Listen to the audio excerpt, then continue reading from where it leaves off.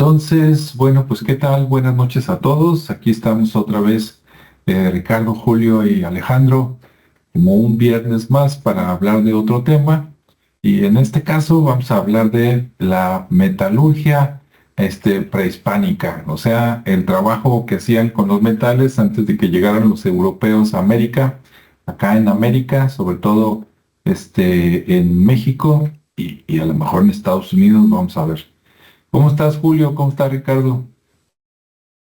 Muy bien, un gusto, Alejandro, un saludo a Ricardo. Y pues sí, vamos a hablar de otro tema interesante, ¿no? Que en ocasiones las personas piensan que todo esto del el uso del metal y el aprendizaje o el saber cómo poder manipular el metal desde una forma mineral hasta poder construir, poder hacer cosas en base a esto. Todos piensan, la mayoría piensa que esto vino después de que los europeos llegaron acá a América, ¿no? Ya sea a la parte del continente americano que estemos hablando, pero podemos ver aquí más que nada en hallazgos o vestigios arqueológicos de que ya se usaba en la metalurgia o este sistema desde hace mucho tiempo, ¿no? Que desde una punta de América hasta la otra ha habido vestigios en su mayoría en lo que es la zona de los Andes en Sudamérica, en México. Se ha encontrado también en algunas partes acá del norte de América en Estados Unidos. Y como hablábamos la otra vez, ¿no? Que estas partes eran los grandes centros culturales en cada zona y que ahí es donde de alguna forma, donde se hacía todo el trabajo y de donde venía ese conocimiento para trabajar varias cosas. Así es, pues excelente. Y ya, no sé, Ricardo, ¿tienes algún comentario o ya que Julio empezó con las culturas del sur, que se arranque y le completamos? Sí, digo, hola a todos, gracias por la invitación. Aquí ya estamos para ver este tema muy interesante, por cierto, porque como bien comentaba Julio, pues todos, la mayoría, para no decir todos, la mayoría se piensa que a raíz de que precisamente los españoles o los europeos llegaron acá, pues es cuando nos abrieron los ojos para la parte de la metalurgia, ¿no? Sobre todo porque no había tanta arma, como lo que ellos ya traían, ¿no? Porque pues obviamente el trabajo que existió acá referente a la parte metalúrgica, pues sí hubo armas, hubo más que nada herramientas y sobre todo una gran, digamos que un gran trabajo de artesanía, ¿no? Que era más el donde se enfocó estas culturas, tanto incas como aztecas y mayas. Entonces, sobre todo la Inca, que es como ahí donde empezó todo este desarrollo y que se fue expandiendo, ¿no? Hacia el sur y hacia el norte, de lo que es América. Sí. Pero bueno, vamos, tú márcanos la pauta, quien inicia ahí con el contexto. Bien, pues mira, ahora de mi parte el contexto va a ser personal. Cuando yo estaba niño en la primaria, nos enseñaban o nos daban la idea de que cuando vinieron los europeos, ¿sí? Acá en 1492, en América estábamos en la edad de piedra, ¿no? Eso decían. Y pues la verdad que exageraban demasiado porque dices, sí, sí, claro que se usaba la piedra, ¿no? Ahí están ¿cómo se llama donde se hace el guacamole, Ricardo? ¿Los qué? A los molcajetes o los Ándale, molcajete, morteros. que sabe riquísimo, ¿no? De hecho, en los restaurantes caros, te llevan mucha comida en molcajete ahí caliente, sobre todo para las quesadillas, ¿no? Para que agarren riquísimo y todo. Sí, sí se usaban las piedras, pero también se usaban algunos metales. A lo mejor no estaba, digamos, a la altura, sobre todo en las armas de Europa, que a lo mejor ya estaban en la era del acero, pero acá ahorita como vamos a platicar, en algunos lados ya estábamos en la edad de bronce. Entonces de repente que nos platicaran que estábamos en la edad de piedra, dices, como que exageran mucho, ¿no? Como que es mucho, ¿cómo decir? Por un lado, mucha ignorancia y por otro lado, muchas ganas de querer fregar a los americanos, ¿no? Para que, sobre todo los nativos, para que se sientan inferiores. Y resulta que luego creces y, por ejemplo, creo que fue el año pasado, no me acuerdo si el año pasado o el año antepasado, fui aquí al Museo Regional no sé si se llama Museo Regional de Guadalajara o Museo Regional de Jalisco, enfrente de la rotonda de los jaliscienses ilustres, a un lado de la catedral, y te metes al museo y en las primeras, entrando luego a la derecha, donde comienza el recorrido de todas las salas, entras, de hecho, a las salas de la prehistoria, ¿no? Ahí está los huesos del mamut, partes del perezoso, la coraza de un gliptodonte, que es un armadillo prehistórico, pero de repente llegas a donde empiezan a encontrar vestigios de los humanos, ¿no? Supuestamente los nativos, y de repente te encuentras ahí unos aretes, creo que eran de cobre, ya todos de color verde, ¿verdad? Por el tiempo que ha pasado, oxidados,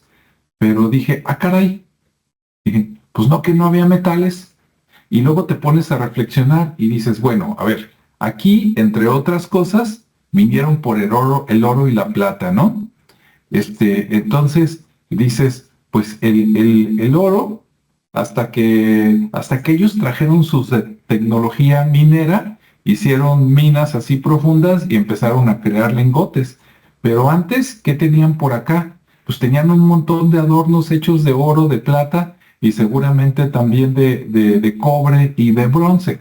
Por eso se dieron cuenta que había oro, porque llegan y ves, ¿no? Pues que las pecheras, ¿no? Ahorita nos sigue platicando Julio de los incas, pero acá, los aztecas tenían muchos adornos de oro, unos hechos así tipo repujado, ¿no? Que es como laminitas, pero otros sí eran, hechos en, ¿cómo se llama? En hornos. De hecho, si tengo tiempo, en la versión de mañana, que es la versión editada, voy a sacar por aquí unas imágenes, unas fotografías de unos hornos que tenían los antiguos, por lo menos mexicanos, que eran unos hornos portátiles. Imagínense como un tambor largo, como un bongo o algo así grandote, es la mejor manera que se me ocurre para describirlo. No sé si eran de barro, pero tenían agujeros, muchos hoyitos, ¿sí? Como un cilindro perforado. Y resulta que en la parte de abajo, no sé si le metían piedras, carbón, lo encendían y empezaba eso a agarrar temperatura. Y precisamente con todos los agujeros que tenía, yo me imagino que le soplaban como cuando uno quiere hacer carne asada, ¿no? Ahí, órale, sóplale con el periódico o con, no me acuerdo cómo se llaman los sopladores prehispánicos, ¿no? Hechos también de vegetales. Y pues ya cuando agarró, ya es como cuando agarra la carne asada o la barbecue, ¿no? Allá en Estados Unidos, ya que agarró, solito se mantiene con el mismo aire. Si lo tienes sobre todo en un lugar alto, en un cerro, ¿no? En una montañita, pues con el mismo aire tú nomás le echas más carbón y se sigue manteniendo el fuego y la temperatura. Entonces ya con eso, ahora sí échale el metal, ¿no? En el molde, empiézalo a hacerlo líquido y después ya que lo hiciste líquido, pues a los moldes, ¿no? Para hacer las figuritas, los adornos, los cascabeles, instrumentos, algunos, pocos, pero había metálicos para como las flautas e incluso, como lo voy a decir en la segunda vuelta, puntas de flecha de bronce de la cultura purépecha, ¿no? Más conocidos como los tarascos. Entonces dices, mira, no que todo era pura obsidiana y piedra. Bueno, sí, hasta ahí me quedo y el que sigue. Adelante. Muy bien, adelante, Julio. Sí, fíjate que lo que mencionabas, porque de esa forma que nos tenían considerados acá a los nativos de América, ¿no? Que era la edad de piedra, pero yo considero que ellos usaban la obsidiana para sus armas que eran de cacería, no de guerra. Usaban esa piedra que aquellos que conocen esta piedra en persona, te puedes dar cuenta que es casi como si fuera un cristal y que es durísima. Entonces yo pienso que más que por ignorancia la usaban por conocimiento, porque a lo mejor ellos sabían que era más precisa y que el golpe era más certero, que tenía menos posibilidad de fallar cuando estaban haciendo algún tipo de cacería, que empezaron a usar eso. Otra cosa también, que ellos no escribían en papel. Lo que escribían en papel era solamente como para cargar, como en forma de un libro, pero toda aquella enseñanza que querían que permaneciera por miles de años, simplemente la grabaron en roca, conociendo que la roca es uno de los elementos más duraderos que tiene aquí en el entorno, y que por lo regular usaron rocas basálticas, ¿no? Como el granito, no recuerdo el nombre de la otra, pero allá en el sur es la andinita, creo, que son rocas de procedencia volcánica, que son durísimas, y que precisamente sobre ese tipo de rocas hicieron grabados. Acerca de la metalurgia, esto está una de las pruebas más contundentes que yo puedo encontrar investigando sobre esto ya desde hace mucho tiempo. Es que simplemente en muchas de las estructuras que se encuentran allá en Sudamérica, que tanto en Sudamérica como lo que es en la zona maya, y lo mismo en la isla de Pascua, que es esa isla de Rapa Nui, que está allá en medio de la nada, se encuentra un tipo de estructura muy antigua, y que por lo regular esta estructura es donde no puedes ni meter ni siquiera un alambre o una navaja, de una cuchilla de una navaja. No entra por la perfección de la junta de estas rocas, que no tiene mortero, no tiene nada. Pero algo que se encontró en vestigios ya arqueológicos hace algunos años, es que se dieron cuenta que estas mismas rocas, lo que las mantenía juntas, era una aleación metálica muy parecida a lo que es el hierro, y que esta era la forma en que se mantenían, porque en esa investigación se dieron cuenta que también al estar estas estructuras en zonas altamente sísmicas, se dieron cuenta que estas placas y que este tipo de construcción era precisamente una construcción y un conocimiento sabiendo en la zona que estaban, y que esa es la razón que se ha mantenido por milenios, porque los vestigios que se encuentran tanto en Rapa Nui como en el viejo Perú, porque hay dos diferentes eras en lo que fue los habitantes del Perú, que por lo regular en el tiempo antiguo es cuando más perfectas eran estas estructuras, y que ahí fueron donde se empezó a encontrar este vestigio de la metalurgia. Ya en tiempos más modernos de estas culturas andinas, podemos ver simplemente otra prueba que es muy contundente.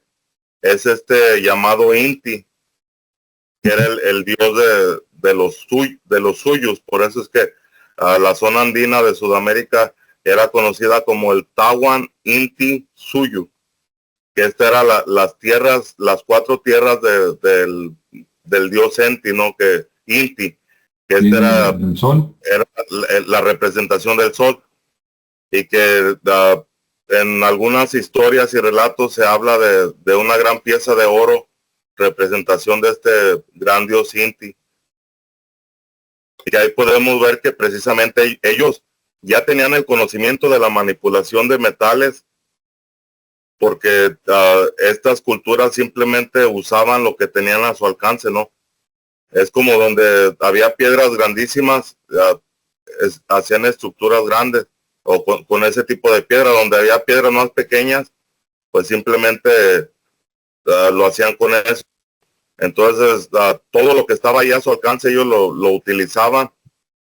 Y cuando tienes algo, pues simplemente va a tomar tiempo, ¿no? A lo mejor en lo que conoces el proceso de cómo poder manipular un mineral, hacerlo en una forma líquida y después de ahí poder hacer una moldura de cualquier cosa. Entonces esto ya está desde hace mucho tiempo, pero la diferencia que yo quiero aquí marcar es que cuando llegaron los europeos, ellos ya tenían una mentalidad diferente, que era una mentalidad de guerra, de conflicto. Entonces ya tenían más desarrollado ese tema de la metalurgia, cuando aquí en América simplemente se usaba como con motivo ritual, ¿no? Que no era para pelear, porque para pelear o para cazar usaban simplemente la obsidiana. Ahí les dejo la palabra. Muy bien, muchas gracias. Pues sí, como lo comentaba aquí Julio, pues ahí obviamente tiene muchos años, ¿no? Muchos años atrás y principalmente se desarrolla en esa parte de Perú, Perú, Ecuador, y de ahí pues se van expandiendo hacia regiones del altiplano, lo que es Perú, Bolivia, Chile, y obviamente también hacia lo que es bueno, en un principio, ¿no? Porque también hablábamos de años o de épocas, y bueno, hay digamos que hay indicios de hace 2155 años, ¿no? Así como muy preciso, antes de Cristo. Entonces hablamos de muchos años, si son 2155 antes, más los 2000 que ya tenemos, pues hablamos de 4000 años, ¿no? Entonces ahí es donde se empieza a tener una referencia ya de la manipulación de los metales, sobre todo el cobre, que tiene un periodo de 1400 a 1132 también antes de Cristo, donde se descubre y se empieza a utilizar esa tecnología. Obviamente pues eso tiene un gran impacto social, porque finalmente, si bien es cierto que en la parte de la cacería tenían de alguna manera resuelto el tema, empiezan a descubrir que en las cercanías, tanto en ríos como en montañas o en simplemente a casi ras de suelo, en algunos lugares, pues se empiezan a encontrar estos minerales, estos metales que no saben qué son, pero de alguna manera les encuentran la parte, digamos que simbólica. Por ejemplo, en el caso del oro, que es uno de los más que tienen mayor valor para todos, pues ellos lo ven como la parte del sol, ¿no? Tiene una relación con el astro.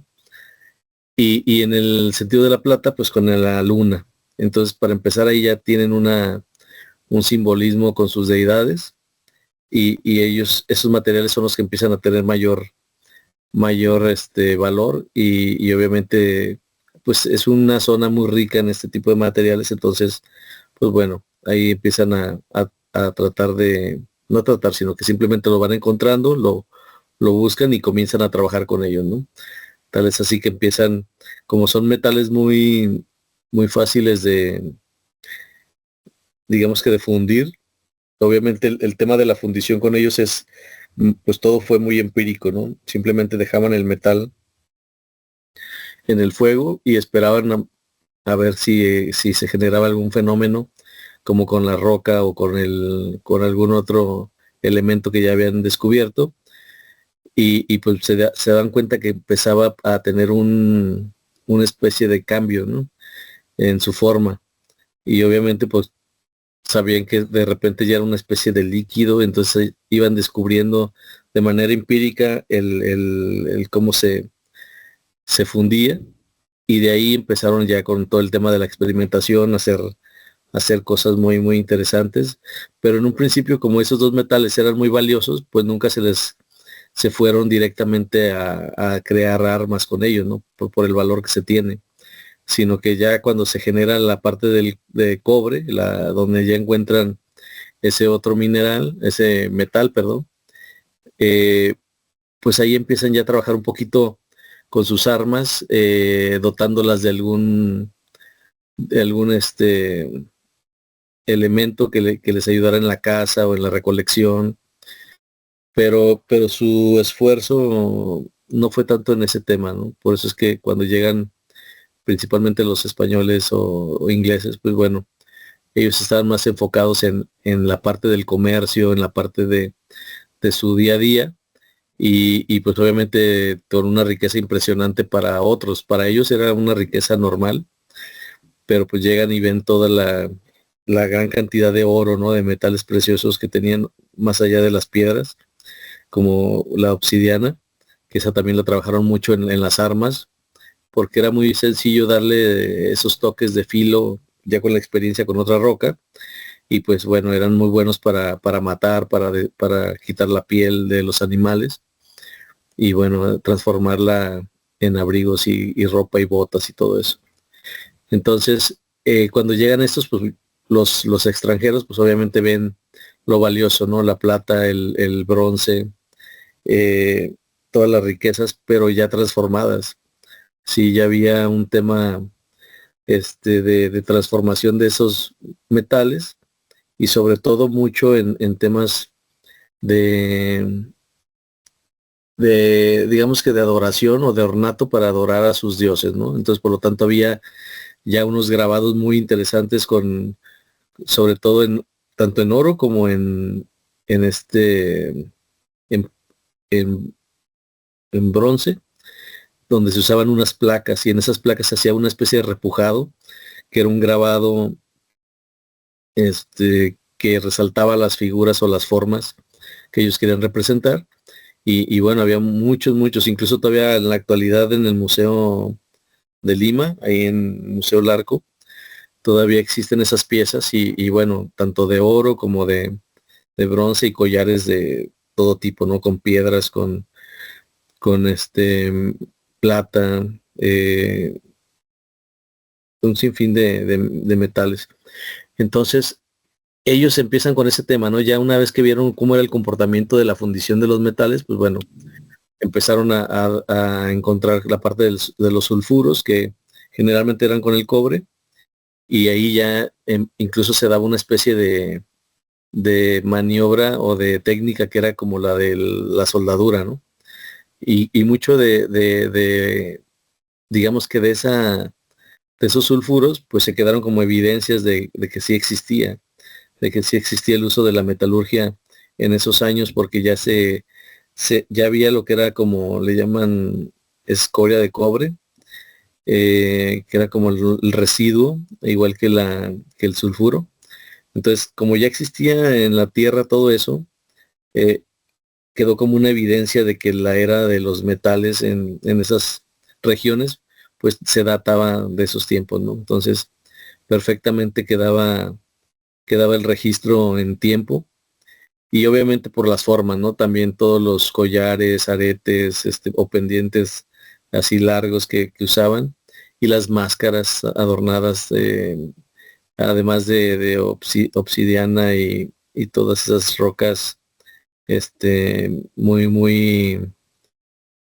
bonitas, pues bueno, generaban muchas máscaras que todavía existen en algunos museos, sobre todo en Europa, que es allá donde, por obvias razones, de que vinieron y se llevaron gran, gran parte de lo que era toda esa riqueza artesanal, pues se encuentra por allá, ¿no? Distribuida en los museos, y pues con particulares también, porque hubo muchas piezas que fueron robadas, y pues que ya se perdieron, ¿no? Pero sí, sí, tanto en la parte de Bolivia, Chile, se fue también recorriendo mucho para que se hicieran, y lo que comentaba Alejandro, que también parte de esa tecnología o de esa evolución tecnológica era que se dieron la tarea de crear esos hornos, eh, para fundir en sitios diferentes. Era como llevarse la fábrica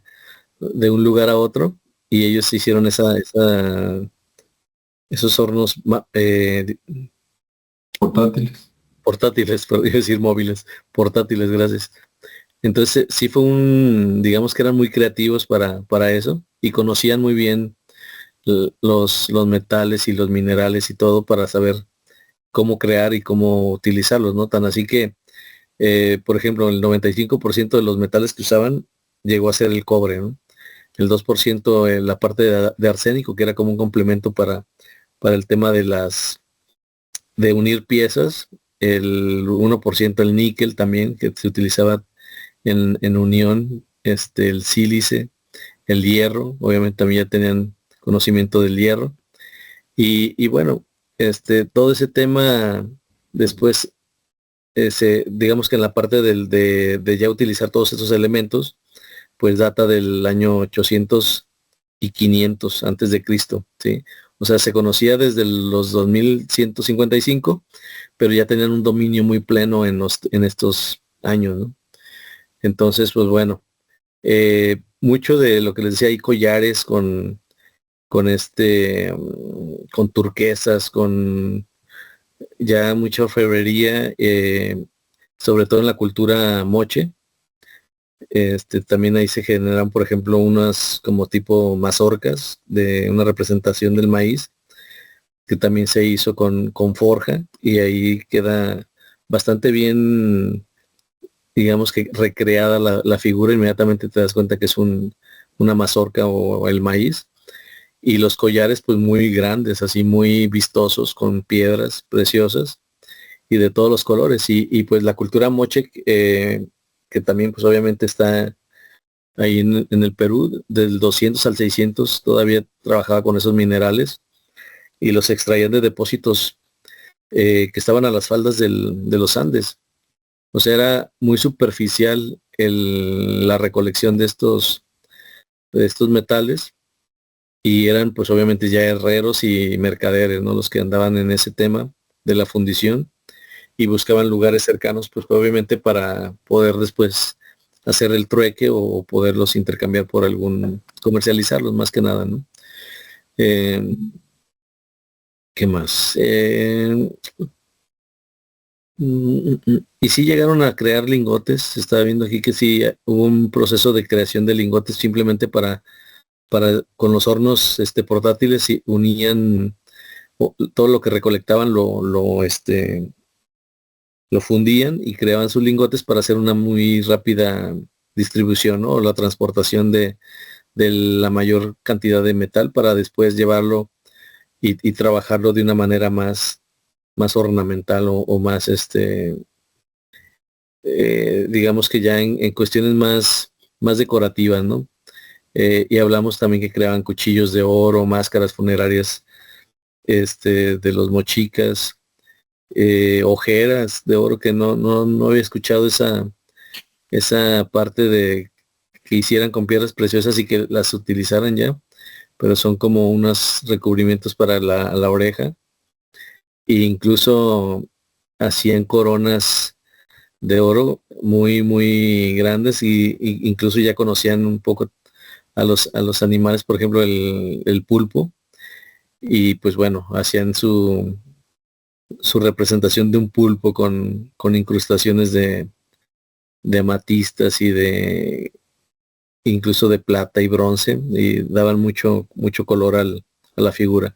Y bueno, eran demasiados objetos de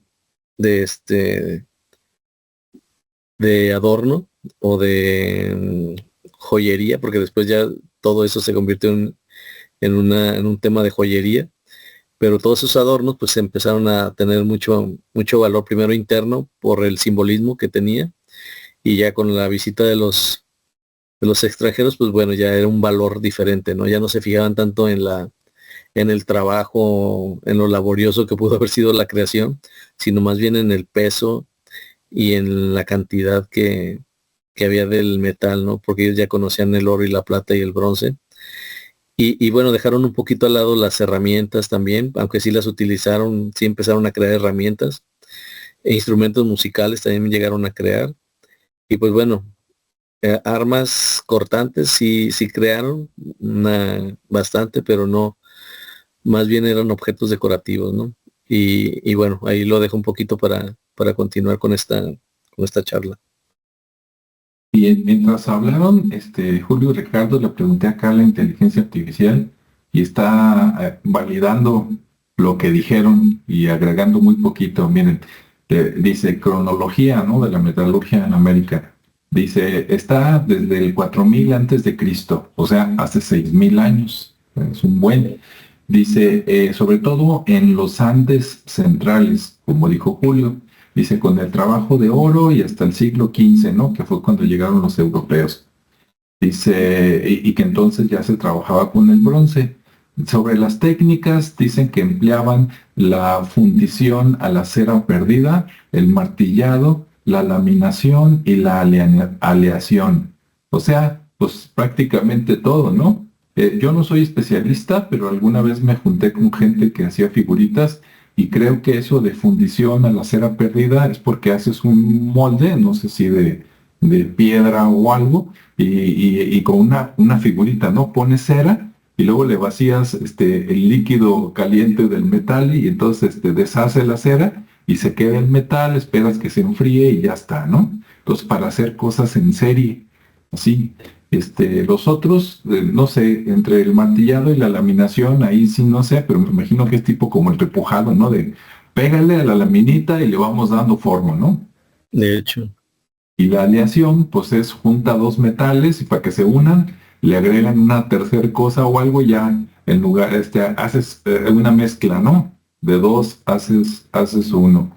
Y luego dice metales, dice principalmente pues el oro, ¿no? Fue el que más se trabajó, después el cobre, la plata, el bronce, dice también el platino, ese sí yo no sabía, el arsénico y el plomo, que hubo, o sea, sí, sí había. Y luego dice objetos, así de manera general también, como dijo Ricardo, dice hacían herramientas, armas, joyas, figuras ceremoniales y vasos. O sea, había vasos de metal en América y eso no nos platican, ¿no? Y pues da uno coraje ahí como para, nomás porque los que tuve yo de maestros en la primaria ya deben haber fallecido, pero si no, a darles unos sopapos, ¿no? Así unos golpes atrás en la cabeza. Órale, por tu culpa, piensa uno cosas que no debe de pensar. Y luego dice civilizaciones. Dice, los que tuvieron más desarrollo, para empezar, fueron los Andes, otra vez, allá en el sur. Dice, los Incas, los Chimú y los Nazcas. En Mesoamérica, los Olmecas, los Mayas y los Aztecas. Y todavía ahí les va, ¿eh? Para que vean que aquí pura plática de calidad. Y en el sur de Estados Unidos, para que no se diga que no, hasta allá, dice los Hohokam y los Anasazi. Recuerden que hace como 2 o 3 semanas aquí hablamos precisamente de los Hohokam, ¿sí? Y un día de estos vamos a hablar de los Anasazi, entonces que también ellos le entraban a la metalurgia, ¿sí? Y luego por acá, más abajo, les pregunté ¿qué les pregunté? Les pregunté en qué museos se pueden apreciar armas o herramientas de metal hechas en la época prehispánica, ¿no? Para que digan dónde. Yo dije, va a salir el British Museum y el Smithsoniano, ¿no? Pero no, aunque no lo dudo. Pero salieron los siguientes, por ejemplo, en México, ¿sí? Yo nunca he ido a la Ciudad de México a ver museos. He ido nada más, en toda mi vida nada más fui como 3 veces a la Ciudad de México y siempre fue para hacer trámites de la facultad o de cosas de papeleo, ¿no? Y era entrada por salida, entonces nunca he tenido allá llegado a los museos. Por acá en Jalisco y en otros lados sí, pero dice, bueno, en México está el Museo Nacional de Antropología, allá en la Ciudad de México, y ahí pueden ver, dice, una colección completa de artefactos, incluyendo armas, herramientas de metal. Pues habrá que ver. Y los que viven allá, platíquenos, dicen de las culturas azteca, maya, olmeca y purépechas. Bien, y después viene el Museo del Templo Mayor, también allá en México, ¿no? Acá como a todos lo centralizan. Dice, Ciudad de México exhibe objetos recuperados durante las excavaciones del Templo Mayor, y bueno, algunos también de Tenochtitlan, y que también ahí hay armas de guerra, lanzas y macanas, ¿no? De metal. Y también está el Museo Regional de Oaxaca. Es un estado acá de México. Y ahí también. ¿Dónde más? En el Museo del Oro. ¿Y ese dónde está? Siéntanse orgullosos hermanos centroamericanos y suramericanos. Dice el Museo del Oro en Lima, Perú, y dice que ahí también tienen varios objetos. También el Museo Larco, ¿y ese dónde está? Ese está en Lima también, entonces ahí está en Perú. ¿En qué otro? Museo Nacional de Arqueología, Antropología e Historia en Cusco, ¿sí? También por allá. ¿Dónde más? Ahora vamos para Colombia. También allá tienen un museo del oro. Está en Bogotá, Colombia, y dice que ahí tienen su colección de orfebrería prehispánica y sus objetos, ¿no? Dice, de diversas culturas colombianas como los muiscas, los quimbayas y los taironas.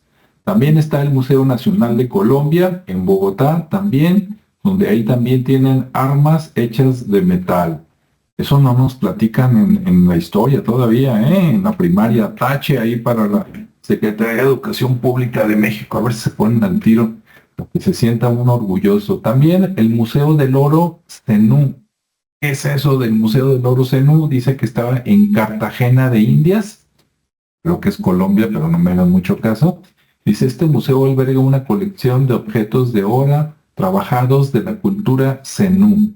Primera vez que le escucho, pero prometido que voy a investigar. Dice, uno de los orfebres más hábiles de toda Colombia. Ok. Y entonces, ahí está, ahí se acaba. Entonces, no solo se los estamos platicando, sino que hay evidencia, ¿no? Nada más que está en ciertas partes y en otras no. Julio, lo que quieras comentar. Sí, no, como le vuelvo a repetir, en todas partes en donde hay vestigios de la manipulación de metales, son las partes que yo considero que fueron los grandes centros culturales en toda la América y que no estaban siquiera separados ni en raza, ni en conocimiento, ni en nada, porque ellos tenían una comunicación muy estrecha de acuerdo a vestigios arqueológicos que lo he mencionado con diferentes vestigios de diferentes cosas. Ahora lo estamos viendo, vestigios arqueológicos de la metalurgia, que por lo regular en donde comenzó todo esto fue en lo que es la zona ecuatorial y un poco al sur. Ahí fue donde están los vestigios más antiguos. Pero también, si nos vamos a buscar un poquito más a lo que es el uso de la metalurgia, en una era de la prehistoria podemos encontrar que hace 8,000 años ya había personas, había humanos que estaban manipulando los metales, ya tenía ese conocimiento. Entonces no, o sea, no es nada del otro mundo, pero es lo que pasa, que nos hacen ver que es algo tan como que la inteligencia humana es algo tan diminuto, tan como algo que ni siquiera existe, y que nos llaman simplemente Nos hacen menos. el ser retrasados sin tecnología aquí en este continente de América, que yo considero que también es el más antiguo. América es el viejo mundo, de acuerdo a lo que yo he podido investigar, y que nos hacen ver como que éramos unos retrógradas, que no conocíamos nada, pero lo que considero que simplemente aquí estaba un conocimiento de lo que es la originalidad de la vida. Porque ya cuando los españoles, fíjate, aquí hablando un poco para poder comprender el contexto, los Hopi, en ocasiones ellos mencionan al hermano blanco que se fue al este con la promesa de volver, que muchos interpretan que vendría a ser un salvador, el Mesías. Pero puede ser ese hermano blanco, porque aquí a América llegaron todas las razas, y que ese hermano blanco se retiró de aquí de América Y cuando regresó en la forma de la invasión que conocimos. Que ellos ya tenían ese conocimiento ancestral de la manipulación de los metales, pero que simplemente cuando ese hermano blanco, que podemos verlo como si fueran estas naciones europeas, cuando ese hermano blanco se alejó de América, se olvidó de sus principios, y entonces cuando regresó con desastre, ¿no? Y esto lo podemos ver en muchas crónicas, porque simplemente los aztecas o mexicas, que fue a quien les tocó vivir este regreso de Quetzalcóatl, pero en su forma oscura, sabiendo que esa sería una señal para la siguiente venida de Quetzalcóatl, que sería la del conocimiento, la de la vida en plenitud y todas esas cosas que se hablan en las profecías, de acuerdo al conocimiento antiguo de México. Entonces, ellos ya sabían que ese hermano se había ido, pero allá donde se fue ese hermano, empezó a tener ese pensamiento de la guerra. Entonces, ya conociendo esa manipulación de los metales, empezaron a crear armas. Porque cuando llegaron la invasión aquí europea a las tierras de América, ellos ya traían un tipo de escopetas, ya tenían el conocimiento de aleaciones que hacían un metal mucho más duro, mucho más resistente, y que por consecuencia pues era difícil de que fallara. Otra cosa, que ellos ya portaban un tipo de armadura por encima de su cuerpo, en donde las piedras, aunque hayan sido filosas, no podían penetrar estas armaduras de aquel Quetzalcóatl negro, ¿no? Que estaban esperando estas culturas ancestrales. Entonces ahí podemos ver que de alguna forma el conocimiento es desde hace muchos miles de años, pero cada cultura, de acuerdo a sus pensamientos, a lo que estaban viviendo, a la forma que ellos llevaron este conocimiento, se apartó.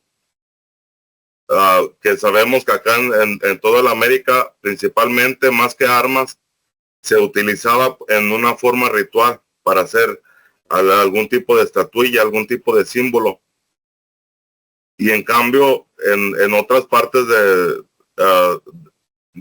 la tierra, se utilizó para hacer una tecnología, pero de armamento, que fuera superior a lo que los antiguos tenían como ese tipo de armas, ¿no? Por eso es que aquí en América no se encuentran tantas armas de tipo metálico, porque simplemente no se usaban para pelear, sino aquellas puntas de flecha, aquellos cuchillos de obsidiana, se utilizaban simplemente para la cacería. Entonces aquí existía, aunque mucha gente hable de cosas como rituales, como guerras entre pueblos, todo esto, yo pienso que aquí la humanidad que existía en este continente tenía una forma más natural, un conocimiento más elevado, más espiritual de vivir, y simplemente por eso es que no había tanto tipo de armas, o más bien más que armas, ellos se enfocaban a hacer artesanías, ¿no? O sea, si tenías una piedra, le ponían un motivo, le ponían una figura que representaba lo que estaba dentro de ellos. Y en cambio las personas que llegaron de allá de Europa, ellos ya tenían un pensamiento, una mentalidad que era la de la guerra, era cómo voy a construir un arma mayor a la que los otros tienen, así para poder conquistar. Entonces ahí es mucha parte de esto. Y esta manipulación de los metales yo considero que es ancestral, o sea, no hay no es nada moderno, pero simplemente la forma en que fue utilizado, en que fueron utilizados los metales es donde marca las etapas o las eras en las que hemos estado viviendo como humanidad. Sí es. Entonces, retomando, sí hubo metalurgia en América antes de que llegaran los europeos, como ya vimos, y que están en museos y todo. Desgraciadamente no están a lo mejor al alcance de todos o no se habla mucho de eso, ¿no? En la educación oficial, pero sí está. ¿Algún comentario, Ricardo, para ir cerrando? Para ir cerrando, bueno, pues sí, digo, no nada más ahí en lo que es Perú, digo, ahí fue como el nacimiento de todo este movimiento que se fue expandiendo, ya vimos que incluso hasta las Amazonas se llegó a expandir y bueno, ahí mucho de eso, digamos que había varios pueblos como los Pataxos, los Yonamami, los botocudos, cosas así, tienen nombres medio extraños, pero ahí sí trabajaron más con el tema de las flechas, las puntas metálicas en las lanzas y en las flechas, sobre todo para la caza, porque vieron que era mucho más certero el, el disparo con la lanza y con la flecha y muy mortal, ¿no? Entonces sí tenía mayor eficacia. Y obviamente pues los guerreros también pues lo usaron mucho en sus lanzas. Por ahí hay algunos cuadros y hay algunos restos de esas lanzas que también se encuentran en museos locales y otros pues en los museos de Europa, ¿no? Por las obvias razones de que se llevaron todo para allá. Como ya comentaste, en Oaxaca, México y ya hacia lo que es el norte, bueno, en la parte regional de Guadalajara, lo que es México, porque también es como la parte del, ay, se me olvida cómo es la zona, pero bueno, es Jalisco, Michoacán, Colima y Nayarit, donde también se genera mucho este movimiento y, y se hace una colección de los restos y de lo que fueron encontrándose y digamos que hubo aproximadamente unos 3.200 artefactos que encontraron. Como la gran mayoría lo hemos visto, son joyería o de ornato. Por ejemplo, campanas se encontraron en 1934, ¿no? Anillos abiertos, 685. Hachas decorativas, o sea, imagínate, en vez de hachas para la guerra, fueron hachas decorativas y monedas, 186. Placas ornamentales, 136. Agujas, ya hachas para lo que es la casa o para defenderse, 41 piezas se encontraron, pinzas, punzones, campanas decorativas, pines, o sea, anzuelos, un sinfín de cosas, ¿no? Entonces eso actualmente está en el Museo Regional de Guadalajara. Ahí pueden ir a visitarlo Sí, y pero encontrar muy esas. escondido. Sí, sí, sí, yo creo que, y fíjate, había un museo, bueno, está el Museo Regional y hay otro museo acá por el Agua Azul, ¿no? Que es De paleontología. paleontología. Y había otro del otro extremo, Un que era un chiquito. museo, uno chiquito que ya no está funcionando. De hecho, ahí vive ya un indigente que es el que cuida que nadie más se meta más que él. Lo cerraron y ya no lo abrieron. Sí, y era un lugar donde pues estaba toda la cultura de aquí de Jalisco, Colima, Nayarit, Michoacán, y ahí se veía la artesanía y lo quitaron. Pero no sé cuándo porque ni siquiera avisaron, simplemente en este año me enteré que ya pues estaba vacío y una persona ahí lo estaba cuidando, pero bueno. Obviamente también los purépechas, que pues básicamente fue un imperio de ellos. Ellos sí trabajaron más un poco en la parte de de las armas. Tienen muchas hachas, sobre todo de bronce, y una gran variedad y formas, ¿no? O sea, está en tamaños y formas. Está muy interesante también eso. Los aztecas que utilizaron pues los metales, pero este digamos que sí hicieron anzuelos, cadenas, espadas, cosas más ritualísticas, ¿no? De hecho, las hachas, pues sí que era un tema de, de pelea, pero para defenderse, pero más que nada era un tema de ornato, incluso con los instrumentos musicales que también derivaron como campanas, sonajas, cascabeles, este, flautas no dice, pero bueno, esas también las hicieron, pero con barro de otra manera. Y bueno, las hachas, lo que más hubo curiosidad fue por las hachas mesoamericanas, que fueron hechas de bronce, obviamente por el valor del metal, por eso fueron más, y ya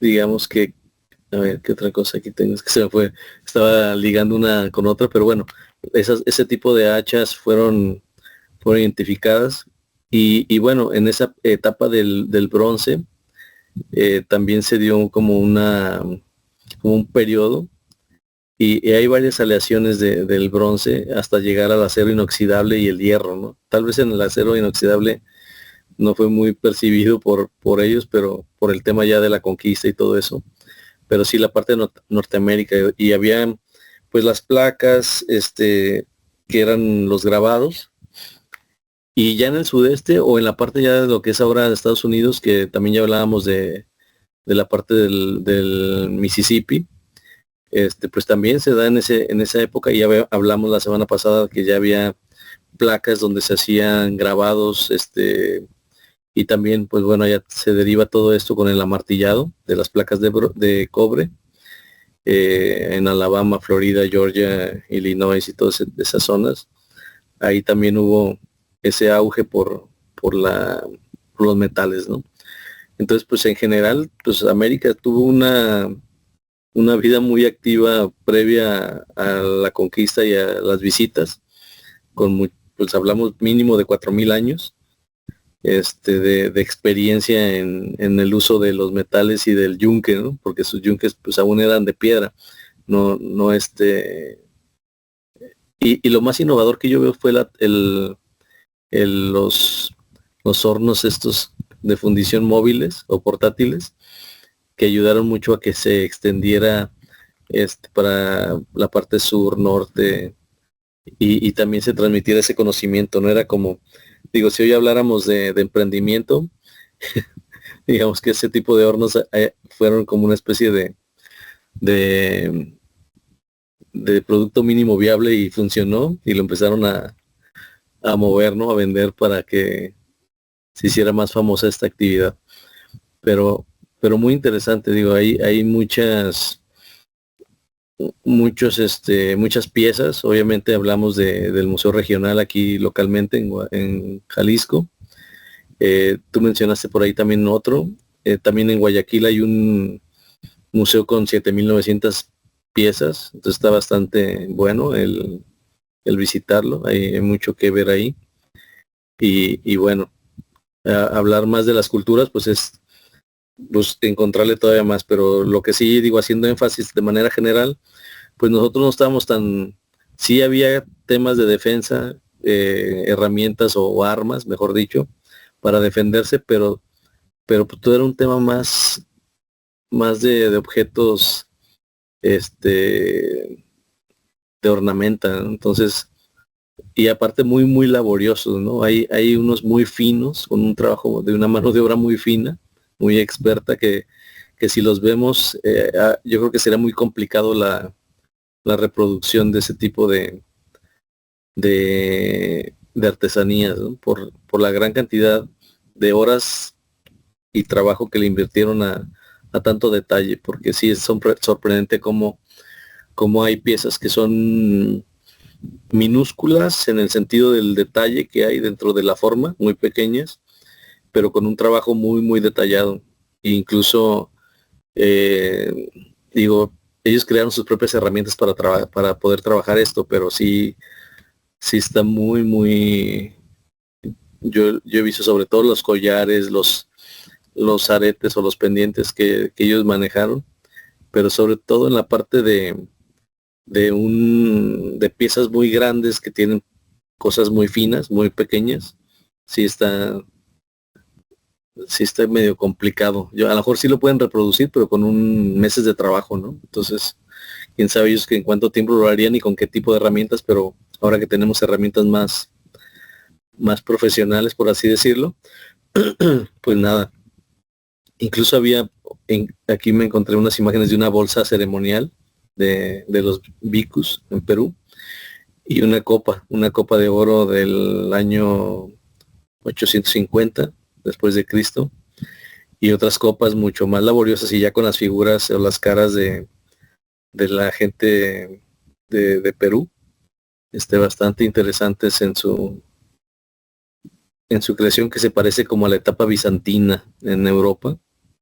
Entonces por ahí también hay reminiscencias, pues, obviamente sin haberlas conocido, pero de alguna manera a lo mejor es un tema muy de intuición, ¿no? Entonces empiezan a generar algún objeto y pues todos con el con el tema empírico, pues luego se llegan las semejanzas. Pero bueno, ahí le dejo porque ya después es pura redundancia en lo que yo les comente, ¿no? Porque ya es hablar de los mismos sitios, de todo lo que ya se dijo que se pudo haber hecho y que se hizo.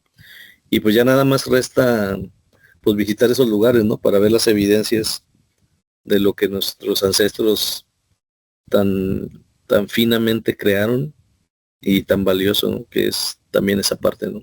Más allá de la pieza, la parte de ver el trabajo y la cultura, creo que es lo más importante. Sí, muchas gracias, Ricardo. Antes de irnos y que ahorita se despida Julio, por ahí estuvo conectado Hugo Navarro. Le mandamos un saludo a Hugo, ¿verdad? No hizo preguntas, pero sí llegó saludando y aquí está. Bien, mientras hablaba Ricardo, estaba yo recordando, puede ser, no estoy seguro, pero puede ser que en el Museo de Chapala, ahí lo que es la antigua casa del ferrocarril, haya unas piezas chiquitas de metal. Estaba recordando cuando fui, pero cuando fui, pues no iba con la intención de, vengo buscando cosas de metal, ¿no? La última vez que fui, estoy hablando de hace 4 o 5 años, fácil. He ido como 2 veces nada más. Y aquellas veces iba buscando más bien otro tipo de piezas, ¿no? Más de barro. Pero haciendo memoria, creo que hay una pieza por ahí de metal y es posible, ahí sí lo veo más difícil, pero no vaya a ser. También hay un pequeño museo en Mezcala, no en la isla, sino en el pueblito, ahí casi casi a la orilla, enfrente del kiosco. Puede ser. Me voy a dar luego otra vuelta y si encuentro, pues luego actualizamos este tema. Adelante, Julio. Sí, fíjate, acerca de lo que estaban comentando, acerca de los purépechas, es que podemos ver que hasta en este tiempo actual hay partes ahí en lo que es Michoacán, en donde son los mejores artesanos del cobre, ¿verdad? Entonces ahí podemos ver que todo esto ya es un conocimiento ya ancestral, que yo considero que estos purépechas llegaron del otro lado del charco y que se establecieron ahí buscando en donde se encontraba el metal o ese mineral el que ellos sabían de alguna forma trabajar y con lo que se ganaban su sustento, con lo que fabricaban sus artefactos, lo que usaban.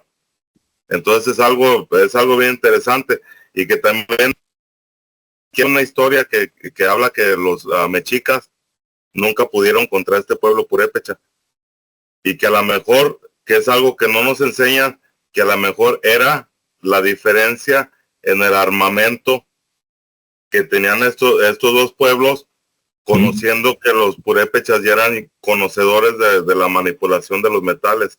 Entonces, es un punto importante que quería recalcar. Y pues nada, muchas gracias a todos los que estuvieron conectados, a los que van a ver el video.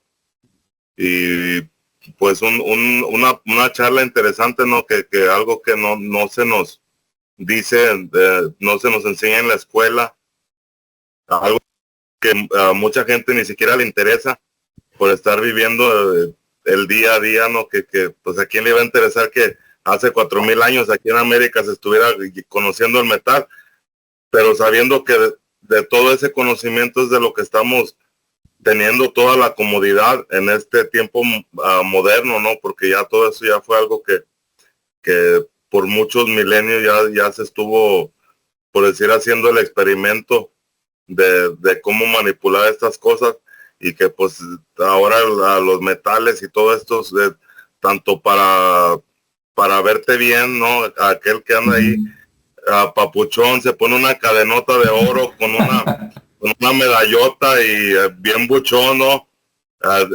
Tirando placa ahí por el malecón, dijeran los amigos de Sinaloa.